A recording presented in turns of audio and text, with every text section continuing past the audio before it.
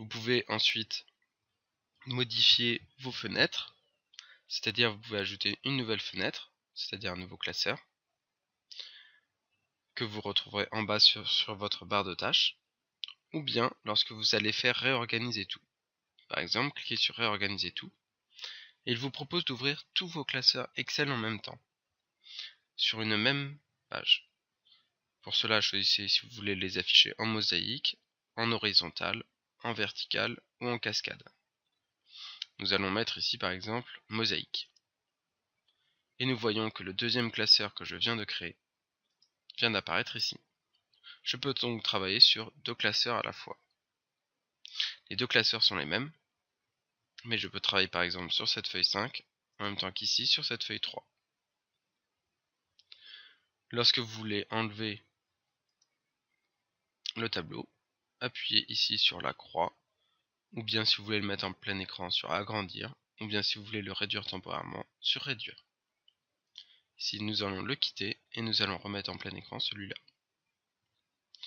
Vous pouvez également figer les volets, c'est-à-dire que si vous fichez les volets par exemple, vous gardez les lignes et les colonnes visibles lors du déplacement de la feuille de calcul. C'est-à-dire, si vous faites ceci, vous gardez toujours de 1 à 12 les chiffres ici. Ce qui vous permet sur un grand tableau, je vais vous montrer. Ce qui vous permet sur un grand tableau, lorsque vous travaillez par exemple avec un tableau qui va jusqu'à la cellule 100, de pouvoir travailler sur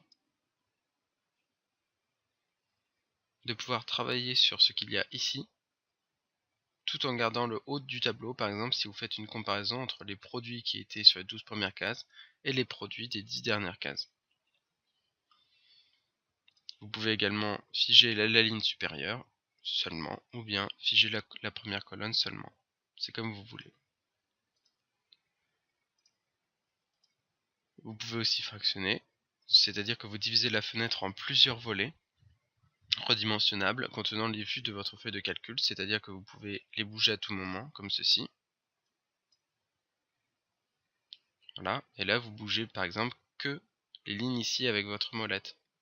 Si vous passez ici, vous ne bougez que les lignes ici avec votre molette, etc. Cela vous permet d'avoir beaucoup de fluidité sur votre tableau si vous avez un très grand tableau et que vous voulez comparer plusieurs éléments à la fois. Vous pouvez ensuite enregistrer l'espace de travail, c'est-à-dire enregistrer la disposition actuelle lorsque vous allez repartir de votre feuille ou de votre classeur. Ou bien changer de fenêtre pour le mettre par exemple sur un autre classeur. Ici nous n'avons ouvert qu'un classeur, mais si vous aviez un autre classeur, par exemple nouvelle fenêtre, vous décidez de le mettre dans le classeur numéro 2, par exemple.